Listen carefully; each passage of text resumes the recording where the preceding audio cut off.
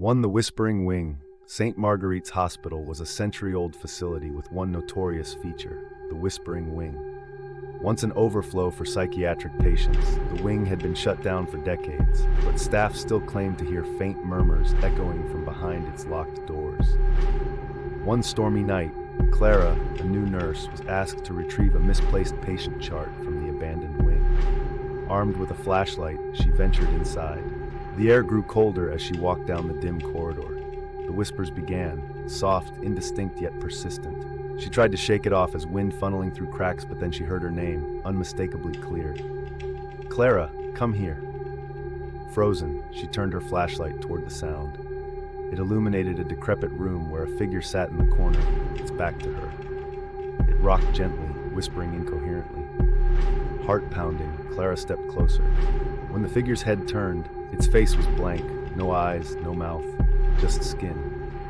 It raised a hand and pointed directly at her before the flashlight flickered out. The next morning, Clara was found unconscious in the hallway. No one believed her story, but the chart she'd been sent to retrieve was lying beside her. 2. Room 308. Every nurse at Pinewood Hospital dreaded Room 308. Patients admitted their often reported strange occurrences, shadowy figures, phantom hands tugging at their blankets, and whispers in the night. One patient even disappeared, only for their belongings to reappear neatly packed as if they'd never existed. Dr. Amelia Ortiz dismissed the rumors until she was assigned a patient in room 308. Mr. Callahan, a stroke victim, could barely speak, but his wide eyes conveyed sheer terror. "They're coming for me," he rasped repeatedly. That night, Amelia stayed late to monitor him. Around 2 a.m., the monitors malfunctioned.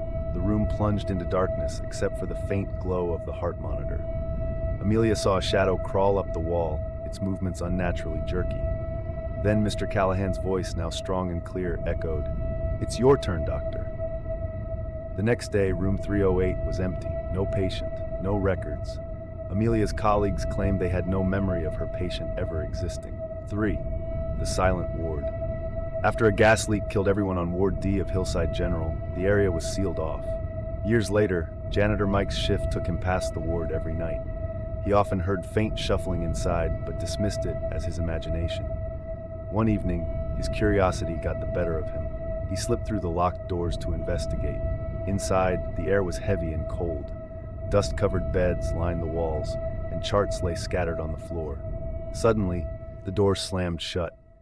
Mike's flashlight flickered, and the faint shuffle grew louder, now accompanied by faint moans. A shadow darted past him, then another. The sound of wheels screeched as a gurney rolled toward him on its own. On it lay a figure with hollow eyes and a mouth gaping in a silent scream. Mike bolted for the door, but invisible hands dragged him back. Mike was never seen again, though his mop and bucket were found neatly placed outside Ward D the next morning. 4. The Unseen Surgeons. Joanne, a medical student, volunteered for the night shift at St. Vincent's, known for its high mortality rates. One night, she dozed off in the on-call room and awoke to the sound of muffled voices. Following the noise, she stumbled upon an unmarked operating room where shadowy figures in old-fashioned surgical attire surrounded a table.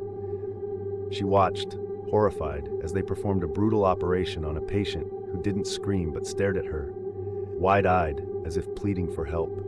Joanne gasped, and the surgeons turned toward her in unison. Their faces were pale and featureless, their hands soaked in blood. The next morning, Joanne reported the incident, but no one believed her. When she returned to the operating room, it was empty, but the table was stained with fresh blood.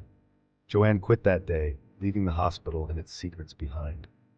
5. The Last Call. Emergency nurse Tara was used to strange occurrences during the graveyard shift, but the call from room 402 was different.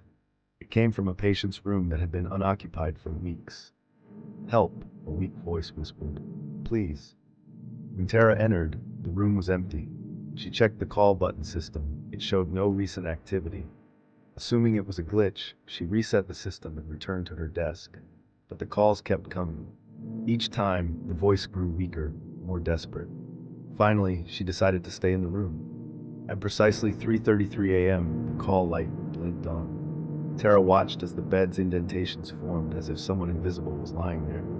The voice came again, now in her ear. "Don't let them take me." Tara fled. but the calls from room 402 continued every night. No one dared answer them again.